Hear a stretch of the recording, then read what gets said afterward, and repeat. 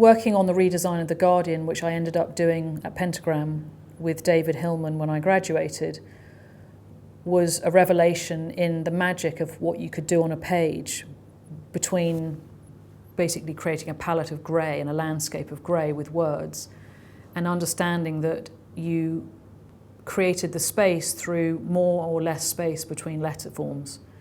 And what we were doing was creating pages and pages of text that had an awful lot of information. It was like painting. It was a landscape of grey. It was an unbelievable experience. And when I went on to work for Tate on the wayfinding, suddenly I was confronted with a whole new challenge, which was how do you put one word on a wall?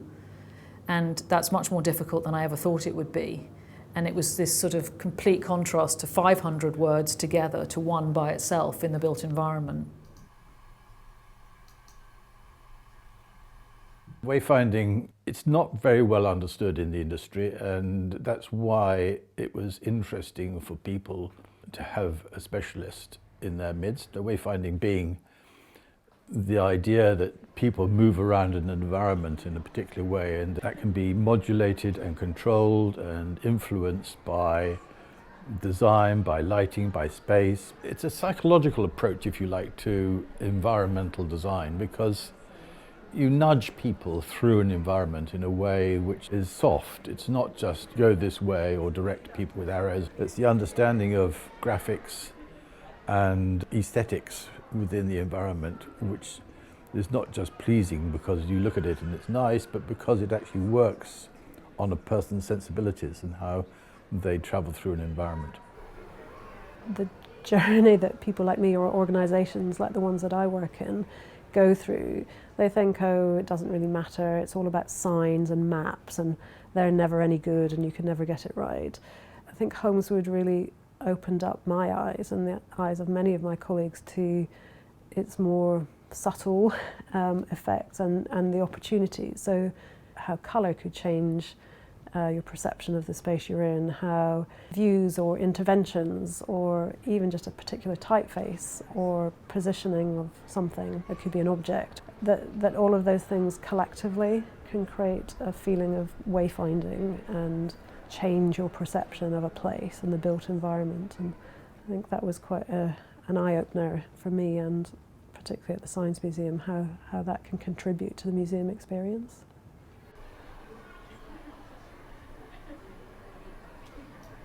Holmeswood's knowledge of how people use spaces, how they live in the space, what they want, how they want to feel in the space is hugely valuable. That taught me a lot in terms of their approach to that. If they hadn't worked in other areas where people behave differently, we wouldn't have got that unique approach to a retail space. The Mailbox development is a very unique setting.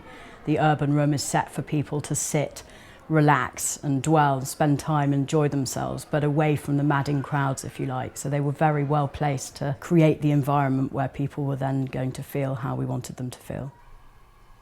It's hugely important that the practice like Holmeswood understand the mechanics, if you like, of human movement.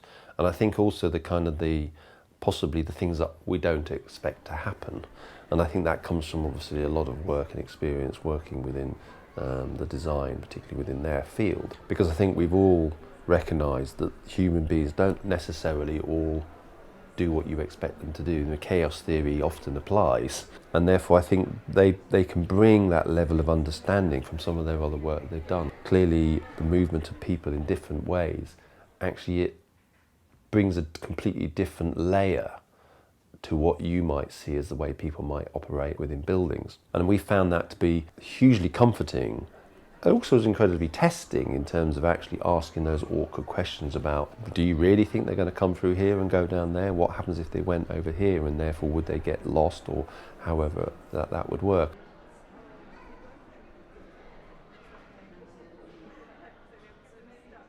We started working in museums and galleries, which was a very good, I think, beginning point, and we now work in all sorts of different environments. And we've always felt that in a museum, particularly when we did the V&A, that we should enable you to explore. In a way, you're somewhat lost. In fact, you're what we now call comfortably lost. And actually, John Mader sums it up incredibly in his Laws of Simplicity. He says, There is an important trade-off between being completely lost in the unknown and completely found in the familiar. Too familiar can have the positive aspect of making complete sense, which can to some seem boring. Too unknown can have the negative connotations of danger, which to some can seem a thrill. Thus, there is a trade-off between found versus lost. And that totally sums up, I think, our philosophy of understanding when we can gently nudge people through a space to when we actually really want to clearly steer them. So when I'm working on a project, I've always got the concept of comfortably lost in my mind. And when I think about the work we did at the V&A, I do want you to feel comfortably lost, which to me is that you are enabled to explore. And you go home talking about a fabulous collection, you don't go home talking about the fact that you couldn't find the loo. Where when we work in a university, somewhere like Oxford Brookes, you've got the balance of people who visit there every day to people who come once, and how we actually umbrella all those user types to create a space which is visible, clear, direct, but quite straightforward. For me, the idea of comfortably lost, it's an interesting analogy, and obviously in a retail setting you want people to be able to shop where they want, when they want, how they want, etc.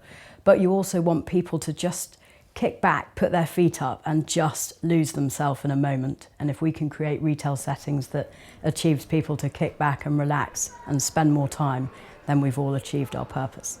Being comfortably lost means that I can walk into a space, a public space, a museum, and understand the language of the building. I can see where I need to go, but I also don't feel dictated to. I feel that I can wander and discover and explore and maybe have some surprising and emotional experiences, but then be able to sort of reorientate myself quite easily.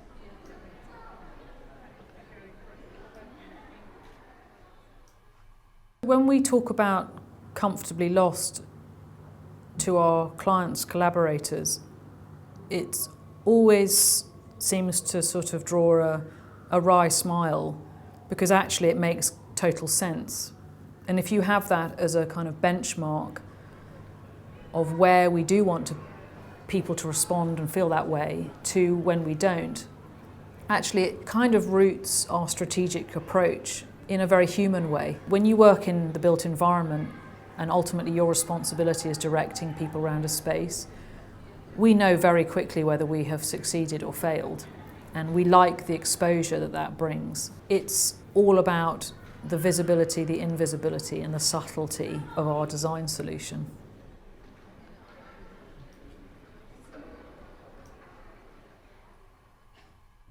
Whenever I'm working on a project that's going into the built environment, there's an element for me where I have music in my mind and almost a score that we are creating, a melody for the space.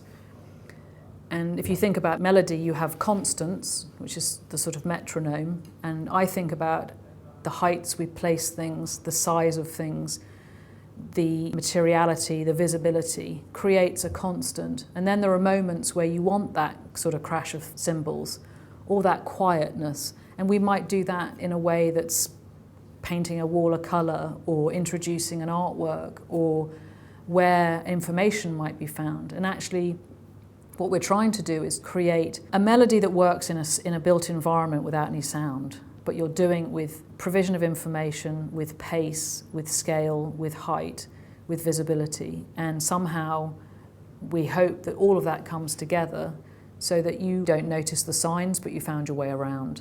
That's the piece that Alex will always say, which is we would love people to know that we did a project because they enjoyed it and they found their way around.